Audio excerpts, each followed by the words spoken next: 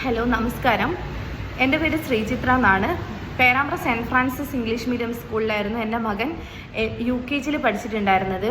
അപ്പം അവിടെ അവൻ പഠിച്ചുകൊണ്ടിരിക്കെ കുട്ടികളിൽ മുണ്ടിനീര് സ്പ്രെഡ് ആവുകയും കുട്ടികളുടെ ജീവന് യാതൊരു വിലയും നൽകാതെ അവിടെയുള്ള സ്കൂൾ പ്രവർത്തിക്കുകയും ചെയ്തു. അങ്ങനെ മോന് മുണ്ടിനീര് വരികയും മുണ്ടിനീര് വന്നിട്ട് അവന് പുറത്തേക്ക് വന്നില്ല, തലച്ചോറിലേക്ക് ഇൻഫെക്ഷൻ ആയിട്ടാണ് പോയത്. അത് വൈറൽ മെനിഞ്ചൈറ്റിസ് ആയിട്ടാണ് അവന് വന്നിട്ടുള്ളത്. ഇവൻ്റെ ക്ലാസ്സിൽ 40 സംതിങ് കുട്ടികളാണെന്ന് തോന്നുന്നു. അന്ന് സ്കൂൾ പൂട്ടുന്ന അന്ന് 18 കുട്ടികൾ മാത്രമേ പ്രസൻ്റ് ഉള്ളൂ. മോനെ അത്രയും സീരിയസ് ആയിട്ട് ഞങ്ങൾക്ക് അവനെ തിരിച്ച് കിട്ടുമെന്ന് പോലും അറിയാത്തൊരു സിറ്റുവേഷനിൽ കൂടെ ഒരുപാട് കടന്നു പോയിട്ടുണ്ട്. ഇപ്പം നമ്മളടുത്തുനിന്ന് സ്കൂൾ ചോദിക്കുകയാണ്, ഈ രോഗം നമ്മളെ സ്കൂളിൽ നിന്നാണ് കുട്ടിക്ക് വന്നത് എന്നുള്ളതിന് നിങ്ങളടുത്ത് തെളിവുണ്ടോ? പാവപ്പെട്ട ആളുകളാണെന്നുണ്ടെങ്കിൽ നിങ്ങൾ കുട്ടികളെ പാവപ്പെട്ട സ്കൂളിൽ ചേർക്കൂ, ഗവൺമെൻറ് സ്കൂളിൽ ചേർക്കൂ. അവിടെ പോയിട്ട് നിങ്ങൾക്ക് ഫ്രീ ആയിട്ട് ഫുഡ്, ഡ്രസ്സ്, എല്ലാ സാധനങ്ങളും കിട്ടും, ബുക്ക് ഒക്കെ കിട്ടും. അവിടെ കൊണ്ടുപോയി ചേർക്കും. എന്തിനാ ഈ പൈസക്കാർ പഠിക്കുന്ന സ്കൂളിൽ കൊണ്ടുപോയി ചേർക്കണം എന്ന് ചോദിക്കുന്നു ഞങ്ങളുടെ. മോനെ സ്കൂളിൽ ചേർക്കാൻ അഡ്മിഷന് ചോദിച്ച സമയത്ത് ഹസ്ബൻഡ് വന്നപ്പോൾ നമ്മളടുത്ത് 10,000 ആയിരുന്നു പറഞ്ഞിട്ടുണ്ടായിരുന്നത്. പിന്നെ ഞാനും ഗൾഫിൽ നിന്നാണ് വന്നതെന്ന് അറിഞ്ഞപ്പോൾ അവർ നമ്മളടുത്ത് 20,000 ആണ് പറഞ്ഞത്. 20,000 കൊടുത്തിട്ടാണ് നമ്മളവിടെ ചേർക്കുന്നത്. അപ്പോൾ നമ്മൾ പൈസക്കാരായിരുന്നു. അന്ന് അവർ അയ്യോ പാവപ്പെട്ടവരാണ്, നമ്മളടുത്ത് നിന്ന് കുറച്ച് പൈസ വാങ്ങിയാൽ മതി എന്ന് വിചാരിച്ചിട്ടില്ല. അതുപോലെ 300 രൂപ വെച്ച് നമ്മളെടുത്തുനിന്ന് വാങ്ങിച്ചിട്ടുണ്ട് PTA ഫണ്ട് എന്ന് പറഞ്ഞിട്ട്.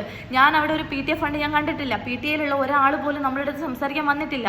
ഇങ്ങനെ ഒരു സ്കൂളിൽ ഒരു പ്രശ്നം വന്നിട്ടുണ്ടെങ്കിൽ PTA ഭാഗത്ത് നിന്ന് നമ്മളടുത്ത് ഒന്നൊന്ന് അപ്രോച്ച് ചെയ്യില്ലേ? നമ്മളടുത്ത് അപ്രോച്ച് ചെയ്തിട്ടില്ല. എന്തിനാണ് ഇത്രയും പൈസ കുട്ടികളുടെ അടുത്ത് നിന്ന് വാങ്ങിച്ചത്? നമുക്ക് റിക്കവർ ആവാം, നമ്മൾ കൂടെ ഉണ്ട് എന്നൊക്കെ പറഞ്ഞിട്ടുണ്ടെങ്കിൽ നമുക്ക് ഇത്ര വിഷമം ഉണ്ടാവില്ല. നമ്മൾ അവിടെ ഒരു ഹെൽപ്പ് ആവശ്യപ്പെട്ടിട്ട് പോയി. പൈസക്കല്ല നമ്മൾ ചോദിച്ചത്, നിങ്ങളുടെ ഭാഗത്തുനിന്ന് ഒരു സപ്പോർട്ട് ഉണ്ടാവണം എന്നാണ് നമ്മൾ ആവശ്യപ്പെട്ടിട്ടുള്ളത്. ഒരുപാട് കാര്യങ്ങൾ പറഞ്ഞ് അപമാനിച്ചത് കൊണ്ട് മാത്രമാണ് എനിക്ക് ഇതുപോലെ മുന്നോട്ട് പോകേണ്ടി വരുന്നത്. കുഞ്ഞൻ ഇത്രയും ട്രീറ്റ്മെൻറ്റ് ഇപ്പോഴും തുടരുകയാണ്. ഡിസംബറിൽ വന്നിട്ടുള്ള സംഭവമാണ്, ഇപ്പോഴും ട്രീറ്റ്മെൻറ്റ് തുടരുക. അവനൊരു അബ്നോർമൽ ആയിട്ടുള്ള സ്റ്റേജ് വരെ ഫേസ് ചെയ്ത് എൻ്റെ കയ്യിൽ അവൻ സീരിയസ് ആയിട്ടുള്ള കാര്യങ്ങളൊന്നും ഇല്ല. കാരണം അങ്ങനെയൊന്നുമുള്ള അവസ്ഥയിൽ എനിക്ക് ഫോണൊന്നും കയ്യിലെടുക്കാനുള്ള ഒരു അവസ്ഥയൊന്നും ആയിരുന്നില്ല.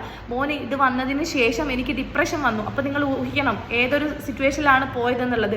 ഡിപ്രഷൻ എന്നൊക്കെ നമ്മൾ നോർമലി പറയുന്നത് പോലെയല്ല. ഞാൻ ഗുളികയൊക്കെ കുടിച്ച് മരിക്കാൻ ശ്രമിച്ചു. എന്തിന്?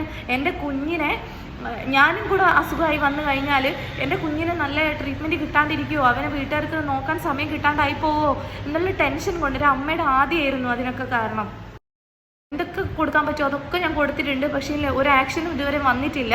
മാക്സിമം ഷെയർ ചെയ്യുക, അത്രയേ ഉള്ളൂ. നിങ്ങൾ സോഷ്യൽ മീഡിയാസ് വഴി ഇങ്ങനെയൊരു സംഭവം ഇവിടെ ഉണ്ടായിട്ടുണ്ട് എന്നുള്ളതും ഈ സ്കൂളിൽ ഒരുപാട് സംഭവങ്ങളുണ്ട്, അവരതൊക്കെ മറച്ചു വെക്കുകയാണെന്നുള്ളതും മനസ്സിലാക്കിക്കൊണ്ട് ഇതിന് മാക്സിമം സപ്പോർട്ട് ചെയ്യണം. എനിക്കറിയില്ല എങ്ങനെയാണ് നിങ്ങളുടെ അടുത്ത് പറയേണ്ടത് എന്നുള്ളത്. അപ്പോൾ എല്ലാവരും സപ്പോർട്ട് ചെയ്യുമെന്ന് വിചാരിക്കുന്നു. Thank you so much.